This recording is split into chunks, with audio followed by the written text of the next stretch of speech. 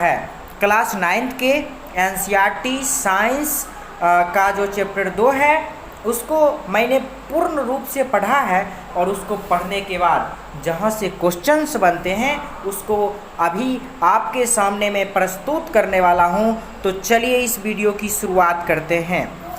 तो हमारा जो चैप्टर है वो है क्या हमारे आसपास के पदार्थ शुद्ध हैं। तो चलिए इस चीज़ को समझने का प्रयास करते हैं और इस चैप्टर की शुरुआत करते हैं। तो सबसे पहला पॉइंट्स जो हमें समझना है वो कहता है हम कैसे जान सकते हैं बाज़ार से ख़रीदा हुआ दूध, घी, मक्खन, नमक, मसाला ये सभी शुद्ध है या अशुद्ध है। तो चलिए इस चीज़ को हम लोग समझने का प्रयास करते हैं। तो सामान्य तौर पे स्टूडेंट एक साधारण व्यक्ति के लिए शुद्ध का अर्थ होता है पदार्थ में कोई मिलावट ना हो, लेकिन वैज्ञानिकों के लिए ये सभी वस्तुएं विभिन्न प्रकार के मिश्रण हैं जो ऊपर अभी हम आपको बताए हैं। ये सभी वस्तुएं विभिन्न पदार्थों का मिश्रण है अतः शुद्ध नहीं है।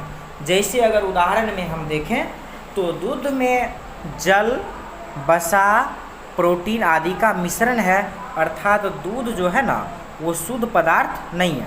तो अर्थात वैज्ञानिक के हिसाब से किसको हम शुद्ध पदार्थ कहेंगे।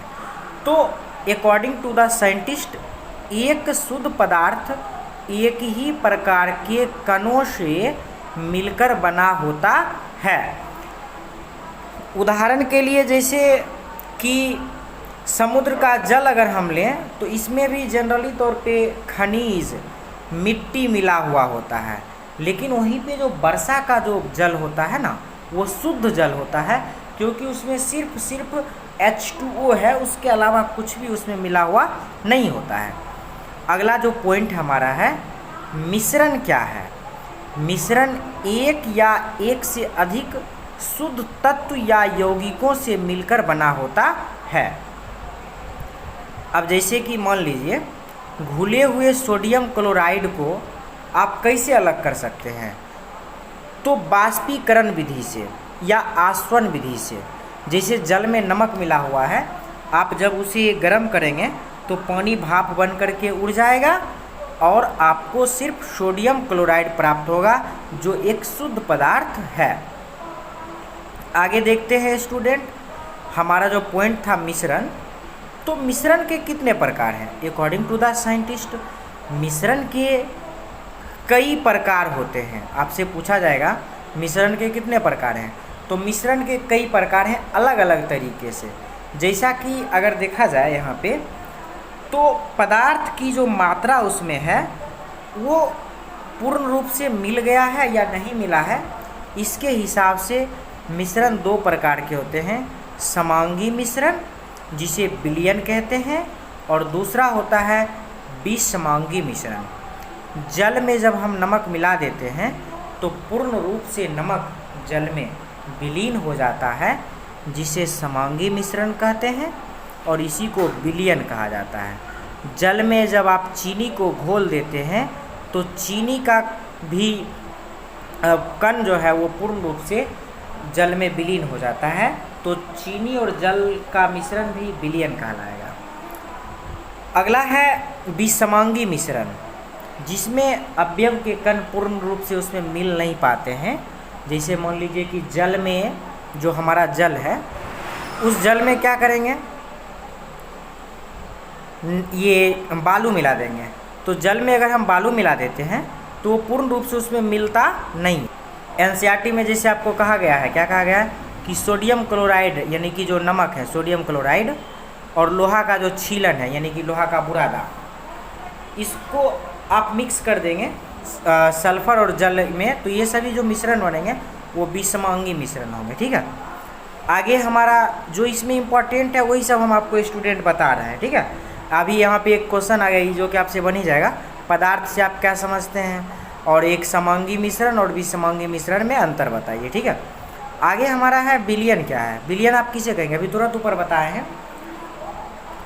दो या दो से अधिक पदार्थों का समांगी मिश्रण होता है उसे हम क्या कहते हैं, विलयन कहते हैं। ठीक है, आगे चलते हैं। बहुत ही इम्पोर्टेंट पॉइंट है, मिश्र धातु क्या है? तो धातुओं के समांगी मिश्रण को मिश्र धातु कहते हैं। अब जैसे कि मान लीजिए यहाँ पे जो पीतल होते हैं, वो पीतल किस चीज़ का मिश्र धातु है? तो पीतल में कॉपर और जिंक होता है। 30% कॉपर होता है, सॉरी 30% जिंक होता है, Zn 30% होते हैं, और जो कॉपर है Cu वो 70% होता है। आप इसे याद कर सकते हैं, पीतल का मिश्रण क्या क्या है? तो पिताजी, पिताजी माने पीतल, जी माने जिंक, पिताजी, या ता माने तांबा, जिसको हम लोग कॉपर कहते हैं। ठीक है, अगला पॉइंट है विलायक और विलयन किसे कहते हैं? तो पहले हम लोग पढ़ते हैं क्या है, फिर समझाएंगे आपको। ठीक है, जो दूसरे घटक को विलयन में मिलाता है उसे विलायक कहते हैं। जैसे कि जल में क्या करेंगे हम लोग? चीनी घोल देंगे, तो जल क्या किया? चीनी को अपने में मिला लिया, तो जल हमारा क्या होगा? विलायक कहलाएगा। अगला क्या है? विलय किसे कहते हैं? तो विलायक में जो घुला होता है उसे विलय कहते हैं। अर्थात ये जल है विलायक, और इस जल में चीनी मिला दिए हैं, चीनी कहलाएगा मेरा विलय कहलाएगा। क्या कहलाएगा? विलय, जो यहाँ पे उदाहरण में हमारे पास दिया गया है। ठीक है, आगे बहुत ही इम्पोर्टेंट पॉइंट है, गैस क्या है? तो गैस जो है ना, एक प्रकार का मिश्रण है। और कैसा मिश्रण है? तो समांगी मिश्रण है। इसका मतलब अगर समांगी मिश्रण है तो गैस को भी तो विलयन कहेंगे। जनरली तौर पे गैस में 21% ऑक्सीजन होता है, और नाइट्रोजन जो है 78% पाया जाता है, नाइट्रोजन। अगला पॉइंट है विलयन के गुण। विलयन क्या है? तो एक समांगी मिश्रण है। विलयन के कण का व्यास 1 नैनोमीटर होता है। 1 नैनोमीटर में 10⁻⁻9 मीटर होता है। कई बार एग्जामिनेशन में पूछा जा चुका क्वेश्चन से। आगे है कि आप विलयन को अगर छानिएगा ना, तो छान कर पृथक नहीं कर सकते हैं। अब कैसे? जैसे मान लीजिए आपके पास इसमें पानी और नमक का विलयन है, क्या आप छान करके नमक अलग कर सकते हैं? तो नहीं कर सकते। अर्थात विलयन अस्थाई होता है। तो विलयन क्या होता है? अस्थाई होता है। ठीक है, आगे चलते हैं, विलयन की सांद्रता समझते हैं कि सांद्रता क्या है। ठीक है, और संतृप्त घोल किसे कहते हैं? विलयन में मौजूद विलय पदार्थ की मात्रा के आधार पर विलयन को जनरली तौर पे तनु, सांद्र और संतृप्त घोल कहा जाता है। अब ये क्या है, इसको हम लोग समझने का प्रयास करते हैं आगे। ठीक है, सबसे पहले विलयन का गुण को देख लेते हैं। अभी हमने देखा है विलयन का गुण को। ठीक है, गौर करिएगा। सबसे पहला पॉइंट हमारा है विलयन में संतृप्त विलयन किसे कहेंगे? निश्चित तापमान पर यदि विलयन में विलय पदार्थ नहीं घुलता है तो उसे संतृप्त विलयन कहते हैं। जैसे कि मान लीजिए 70 डिग्री सेल्सियस पर पानी को गर्म करके उसमें चीनी जितना मिलाना हुआ मिला दिए। अब 70 डिग्री सेल्सियस पर ही और चीनी उसमें मिला रहे हैं तो नहीं मिल पा रहा है, अर्थात वो हमारा संतृप्त विलयन हो चुका है। लेकिन वहीं पे अगर कहा जाएगा कि एक निश्चित ताप पर विलयन में विलय की मात्रा अगर घुलाया जा सकता है तो उसे असंतृप्त विलयन कहते हैं। कोई दिक्कत समझने में? अगला पॉइंट है घुलनशीलता क्या है? तो संतृप्त विलयन में उपस्थित जो तापमान है वो उसका घुलनशीलता है। आगे है हमारा असंतृप्त विलयन, जो अभी मैंने आपको समझाया। विलयन में विलय पदार्थ की मात्रा संतृप्तता से कम है उसे असंतृप्त विलयन कहते हैं। जैसे आप इसे भी कह सकते हैं कि किसी निश्चित ताप पर विलयन में और विलय को घुलाया जा सकता हो तो उसे असंतृप्त विलयन कहते हैं। आगे चलते हैं। अगला पॉइंट है सांद्रता किसे कहते हैं? तो विलायक की मात्रा में घुले हुए विलय पदार्थ की मात्रा को विलयन की सांद्रता कहते हैं। यानी कि अगर आपको सांद्रता निकालना है तो इसके लिए बड़ी सिंपल है। जो विलायक है अर्थात जैसे कि जल में आपने कितना विलय पदार्थ को मिलाया है वो उसका क्या कहलाएगा, तो सांद्रता कहलाएगा। ठीक है, आगे चलते हैं, हम सांद्रता निकालने के लिए आपको बताते हैं। जैसे एग्जांपल में समझिए, 1 बिलियन में 30 ग्राम विलायक, जल में 40 ग्राम नमक विलय है, तो बिलियन की सांद्रता पता करना है।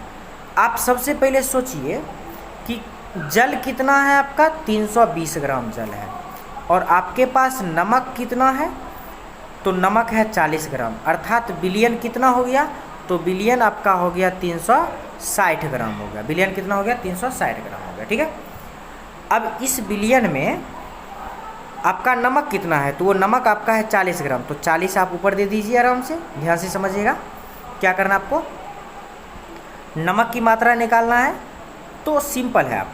आप क्या करेंगे, 40 ग्राम आपके पास नमक है और 320 ग्राम क्या है, तो जल है, तो कुल मिलाकर के बिलियन आपका जो हुआ वो 360 ग्राम हुआ। अब उसका प्रतिशत आपको निकालना है, तो नमक कै ग्राम है, 40 ग्राम, टोटल बिलियन कितना है, 360 ग्राम, तो विलय बटे विलायक गुना 100, तो 11.1% आपका क्या हो जाएगा, तो आपका हो जाएगा सांद्रता हो जाएगा। अगला पॉइंट है निलंबन क्या है, निलंबन के बारे में समझते हैं। ठीक है,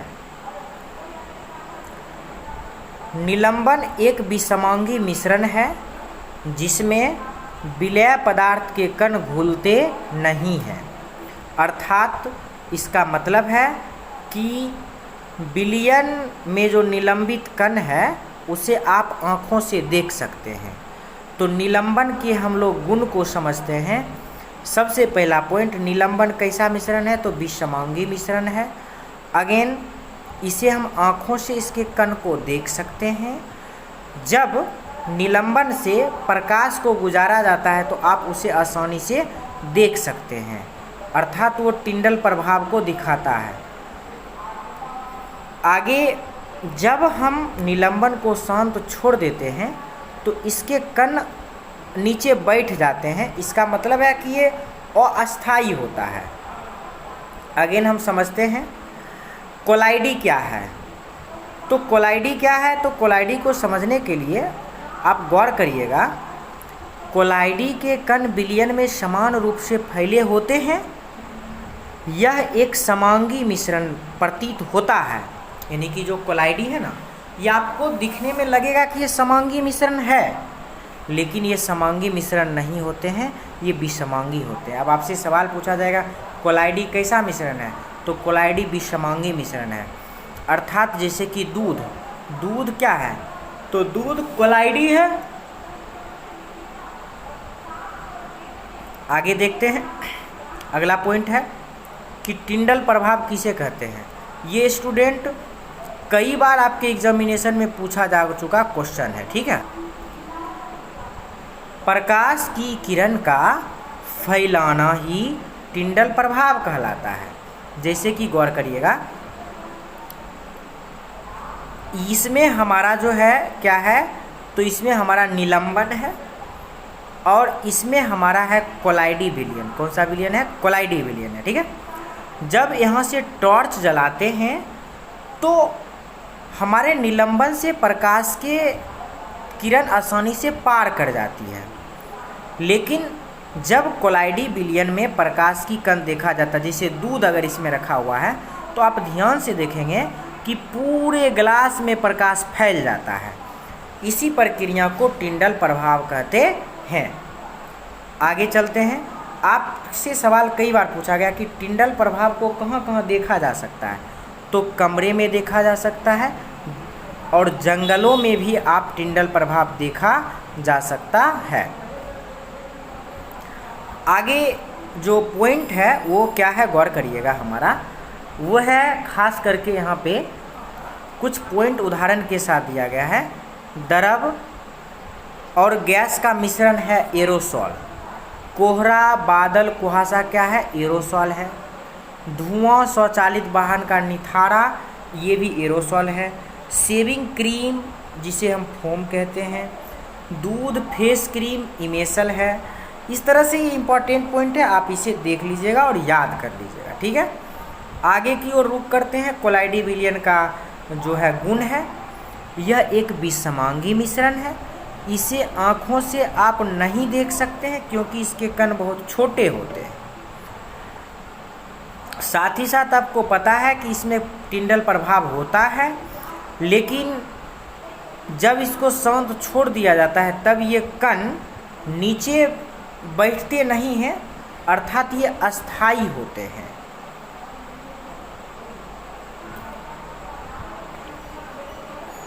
अर्थात कोलाइडी विलियन के जो कण होते हैं वो क्या होते हैं, अस्थायी होते हैं। इसे आप छानना विधि से तो अलग नहीं कर सकते हैं, लेकिन अब केंद्रीय तकनीकी से आप अलग कर सकते हैं। जैसे कि दूध में क्रीम मिला हुआ होता है तो उसे आसानी से एक अपकेंद्री वाला दूध मथाने वाला जो है मशीन आता है, उस मशीन में क्या किया जाता है, दूध को डाल करके पूर्ण रूप से मंथन किया जाता है, तो दूध से क्रीम आसानी से क्या होते हैं, अलग हो जाते हैं। इस वजह से कहा जा सकता है कि अलग आप कर सकते हैं, ठीक है। आगे है हमारा भौतिक एवं रासायनिक परिवर्तन। तो आपको समझा देते हैं सबसे पहले भौतिक गुण क्या है। तो किसी भी पदार्थ का जो रंग होता है, कठोरता, दृढ़ता, बहाव की प्रवृत्ति, घनत्व, द्रवणांक, क्वथनांक, ये सभी पदार्थ के सामान्यतः भौतिक गुण है। कौन सा गुण है, भौतिक गुण है, ठीक है। तो हम आपको समझाते हैं आगे रासायनिक परिवर्तन क्या होता है। इससे पहले समझते हैं भौतिक परिवर्तन। भौतिक परिवर्तन में क्या होता है, नया पदार्थ नहीं बनता है। जैसे कि मान लीजिए बर्फ़ है, जब बर्फ़ को पिघला देंगे तो बर्फ़ से पानी बन जाएगा। क्या बन जाएगा, पानी बन जाएगा। तो बर्फ़ से पानी बन गया, तो बर्फ़ से पानी बनना कौन सा परिवर्तन है, तो ये भौतिक परिवर्तन है। लेकिन वहीं पे अगर हम बात करें कि फिर पानी से क्या बर्फ़ बनाया जा सकता है, तो हाँ, पानी से फिर बर्फ़ बनाया जा सकता है। यानी कि भौतिक परिवर्तन का गुण है कि इसमें पदार्थ नया नहीं बनता है और उसके गुण बदलते नहीं हैं। लेकिन रासायनिक परिवर्तन में पदार्थ का रासायनिक गुण बदल जाता है और इसमें नया पदार्थ बनता है। जैसे दूध से दही का बनना, तो दूध से जब दही बन जाएगा तो आप फिर उसे दूध नहीं बना सकते। अर्थात दूध से दही का बनना कौन सा परिवर्तन है, तो ये हमारा रासायनिक परिवर्तन है। पेट में भोजन का पचना कौन सा परिवर्तन है, तो पेट में भोजन का पचना रासायनिक परिवर्तन है। मोम का जलना रासायनिक परिवर्तन। लेकिन मोम का पिघलना कौन सा परिवर्तन है, तो मोम का जो पिघलना है स्टूडेंट, वो हमारा होता है सामान्य तौर पे भौतिक परिवर्तन। क्योंकि जो पिघला हुआ मोम है आप उसे फिर से मोमबत्ती बना सकते हैं। आगे चलते हैं, देखते हैं कि तत्व किसे कहते हैं। तो देखिए यहाँ पे बहुत इम्पोर्टेंट पॉइंट समझने वाला है। रॉबर्ट बॉयल सबसे पहला वैज्ञानिक है जिसने 1661 में तत्व शब्द का प्रयोग किया था। लेकिन लेवोजियर साहब ने तत्व की परिभाषा दिया था 1794 में। वहीं पे आगे अगर हम बात करें तो यहाँ पे कहा गया है कि तत्व क्या है, तो तत्व वह पदार्थ है, पदार्थ का वह मूल रूप है जिसे रासायनिक प्रतिक्रिया द्वारा या सरल पदार्थ में विभाजित नहीं कर सकते हैं। जैसे कि लोहा, लोहा को आप कोनो भी विधि से क्या कर सकते हैं बताइए, लोहा से आप कुछ भी अलग कर सकते हैं, नहीं कर सकते हैं अलग, ठीक है। क्योंकि लोहा, आयरन, ये एक प्रकार का क्या है, तो ये तत्व है, ठीक है। आगे तत्व साधारणतः 3 प्रकार के होते हैं, धातु, अधातु और उपधातु। धातु को उसके कुछ गुण के हिसाब से क्लासिफिकेशन किया गया है। तो देखते हैं, धातु में अपनी चमक होती है। ये चमक चांदी के जैसा सफ़ेद हो सकता है, सोने के तरह पीला हो सकता है। जो धातु होते हैं वो ताप के भी सुचालक होते हैं, साथ ही साथ विद्युत के भी सुचालक होते हैं। धातु को आप तन्न करके खींच के पतला तार बना सकते हैं। धातु आघात वर्धनीय होता है, इसे पीट करके पतली चादर बना सकते हैं। इसे पीटने पर इससे एक प्रकार की प्रतिध्वनि निकलती है। जैसे उदाहरण अगर धातु का लें तो सोना, चांदी, तांबा, लोहा, सोडियम, पोटेशियम, ये सभी क्या है? धातु हैं। धातु का एक गुण होता है कि ये प्रायः ठोस अवस्था में पाए जाते हैं।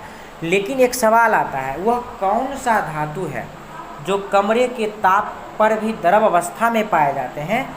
तो वो है हमारा पारा। क्या है? पारा है। ठीक है, आगे अधातु के बारे में समझते हैं। ठीक है, अधातु का गुण जस्ट धातु से उल्टा है। ये विभिन्न रंग के हो सकते हैं, ये ताप और विद्युत के कुचालक होते हैं। ये चमकीला नहीं होता है, इससे प्रतिध्वनि नहीं निकलती है। ये आघात वर्धनीय अर्थात आप इसे पीट कर चादर नहीं बना सकते हैं। अगर हम उदाहरण की बात करें तो आपसे पूछा जाएगा कि हाइड्रोजन क्या है? अधातु। ऑक्सीजन, आयोडीन, कार्बन, कोल, ब्रोमीन, क्लोरीन, ये सभी क्या है? तो ये सभी सामान्य तौर पे अधातु हैं। ठीक है, एक सवाल आता है कि वह कौन सा अधातु है जो कमरे के ताप पर द्रव अवस्था में पाया जाता है? तो है ब्रोमीन। क्योंकि जनरली तौर पे जो अधातु भी होते हैं ना, वो ठोस अवस्था में या गैस अवस्था में पाए जाते हैं। लेकिन ये अधातु है ब्रोमीन जो कि कमरे के ताप पे द्रव अवस्था में पाए जाते हैं। ठीक है, अगला पॉइंट हमारा है उपधातु किसे कहते हैं? तो वह पदार्थ जो धातु और अधातु के बीच के गुणों को दर्शाता है उसे उपधातु कहते हैं। जैसे बोरोन, सिलिकॉन, जर्मेनियम, जर्कोनियम, ये सभी क्या है? तो ये सभी अधातु हैं। बहुत ही इम्पॉर्टेंट पॉइंट है। अभी तक अकॉर्डिंग टू एनसीईआरटी 100 तत्व से अधिक का खोज हो चुका है, जिसमें से स्टूडेंट 92 यानी कि 92 प्रकृति में स्वतंत्र अवस्था में पाया जाता है। बाकी कुछ तत्व मानव द्वारा निर्मित किया गया है। ठीक है, 21 तत्व कमरे के ताप पर गैस अवस्था में पाए जाते हैं।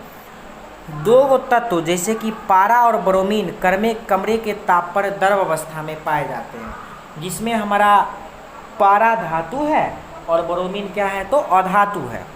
आगे गैलियम, सीजियम तत्व कमरे के तापमान यानी कि 303 केल्विन से कुछ अधिक तापमान पर द्रव अवस्था में आ जाता है। आपको पता होना चाहिए कि कमरे का तापमान लगभग 37 डिग्री सेल्सियस होता है और 37 डिग्री सेल्सियस कमरे का तापमान होता है। अब इसको इंटरनेशनल पद्धति में अगर हम देखें तो 37 में आप क्या करेंगे? 273 जोड़ देंगे तो लगभग 303 के यानी कि 300 के आसपास आएगा। ठीक है, 300.15 आएगा। ठीक है, लेकिन थोड़ा सा इससे अधिक टेम्परेचर है 303, जिसपे गैलियम और सीजियम जो है ये द्रव अवस्था में आ जाते हैं। ठीक है, आगे यौगिक किसे कहते हैं? यौगिक वह पदार्थ है जो 2 या 2 से अधिक तत्वों के नियत अनुपात अर्थात निश्चित अनुपात में रासायनिक तौर पे संयोजन से बना है। आप ये भी कह सकते हैं 2 या 2 से अधिक तत्वों को निश्चित अनुपात में मिलाने पर जो चीज़ बनता है उसे हम यौगिक कहते हैं। जैसे कि हमारा पीतल एक प्रकार का क्या है? तो पीतल एक प्रकार का यौगिक है। बहुत इंपॉर्टेंट पॉइंट, मिश्रण और यौगिक में अंतर स्पष्ट करें, गौर करिएगा। तत्व या यौगिक केवल मिश्रण बनाने के लिए मिलते हैं, किंतु इससे नया यौगिक नहीं बनता है। लेकिन यहाँ पे अगर हम बात करें यौगिक का तो इसमें नए पदार्थों का निर्माण होता है। मिश्रण में संगठन परिवर्तनीय होता है। आप जैसे कि मान लीजिए कि 1 लीटर जल में अगर आपने 100 ग्राम चीनी मिलाया है तो वो आपका मिश्रण हो गया। आप चाहेंगे तो 100 ग्राम की जगह 200 ग्राम भी आप मिला सकते हैं। लेकिन यौगिक बनाने के लिए इसमें अस्थाई एक नियत अनुपात है। जैसे कि H2O एक प्रकार का यौगिक है, इसमें निश्चित अनुपात में है 2:1 पे इसमें हाइड्रोजन और ऑक्सीजन स्टूडेंट मिला हुआ होता है, ठीक है। आगे गौर करिएगा, आप मिश्रण के जो गुण होते हैं वो उसमें जो मिला हुआ उसके गुण को दिखाता है, लेकिन इसमें नया पदार्थ बनता है और पूरा पूरा गुण बदल ही जाता है, ये पॉइंट हो जाते हैं। घटकों को भौतिक विधियों द्वारा सुगमता से अलग कर सकते हैं, लेकिन यौगिक के घटक को आप आसानी से अलग नहीं कर सकते हैं। जैसे कि पीतल में जो कॉपर और जिंक मिला हुआ, आप क्या आसानी से उसे अलग कर सकते हैं? तो नहीं कर सकते हैं, ठीक है। आगे गौर करिएगा, पूर्ण रूप से अभी आपने जितना पढ़ा उसका ये सार दिया गया है। दुनिया में पदार्थ है, उस पदार्थ की कितनी अवस्थाएं हैं? तो उस पदार्थ का जो स्टूडेंट अवस्था है वो है ठोस, द्रव और गैस। उसे दो भागों में बांटा है, एक शुद्ध पदार्थ, एक अशुद्ध पदार्थ। अशुद्ध पदार्थ को मिश्रण कहा गया है। मिश्रण दो प्रकार के होते हैं, समांगी मिश्रण, विषमांगी मिश्रण। समांगी मिश्रण के संघटक समान होते हैं, विषमांगी मिश्रण के संघटक असमान होते हैं। उदाहरण में जैसे कि जल में चीनी नमक को मिला देंगे तो ये हमारा समांगी मिश्रण होगा। जैसे कि सल्फर जल में अगर मिला दें एल्कोहल तो ये सभी समांगी मिश्रण हो जाएंगे, ठीक है। लेकिन बालू तथा नमक, चीनी तथा नमक, लकड़ी तथा रक्त, तेल, ये सब अगर हम मिला देते हैं तो ये हमारा विषमांगी मिश्रण कहलाता है। वहीं पे अगर हम बात करें यहाँ पे स्टूडेंट, शुद्ध पदार्थ को दो भागों में बांटा गया है, पहला तत्व, दूसरा यौगिक।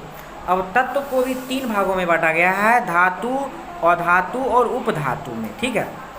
अगेन गौर करिएगा स्टूडेंट, यहाँ पे क्या कहा गया है, सरल पदार्थ में विभक्त नहीं किया जा सकता है, लेकिन यौगिक को आप एक रासायनिक मेथड से सरल पदार्थ में विघटित कर सकते हैं। उदाहरण के लिए अगर देखा जाए, जैसे कि मान लीजिए मीथेन मिला हुआ है तो आप इसे अलग कर सकते हैं, जैसे कि यौगिक H2O, या फिर अगर हम बात करें जैसे कि ग्लूकोज C6H12O6 होता है, उसे आप रासायनिक विधि से ग्लूकोज, ऑक्सीजन को अलग कर सकते हैं, ठीक है, हाइड्रोजन को अलग कर सकते हैं। लेकिन ये अगर तत्व की बात करें तो तत्व को आप अलग नहीं कर सकते, क्यों? क्योंकि ऑक्सीजन में सिर्फ ऑक्सीजन ही है ना, और कुछ नहीं है। वहीं पे अगर हम यौगिक की बात करें तो H2O में क्या है, हाइड्रोजन है, ऑक्सीजन है, तो रासायनिक विधि से हम इसे क्या कर सकते हैं, तो अलग कर सकते हैं, ठीक है। इस तरह से स्टूडेंट हमारा ये चैप्टर समाप्त होता है। आई होप कि आपको समझ में आया होगा। अगर आपको कहीं भी थोड़ा भी किसी भी टॉपिक पे डाउट है, अगर आप किसी भी चैप्टर से रिलेटेड वीडियो चाहते हैं तो आप हमें कमेंट बॉक्स में बता सकते हैं। आपका कमेंट हमारे लिए बहुत ही इम्पोर्टेंट होगा, बहुत ही महत्वपूर्ण होगा। यहाँ तक आप बने हुए हैं, आई होप मैं भगवान से आशा करता हूँ और कृपा करता हूँ और प्रार्थना करता हूँ कि आप जिस चीज़ की तैयारी कर रहे हैं उसमें आपको बहुत ही बेहतरीन सफलता मिले। तो धन्यवाद, आज का वीडियो यहीं पे समाप्त करते हैं। थैंक यू, मिलते हैं नेक्स्ट वीडियो के साथ।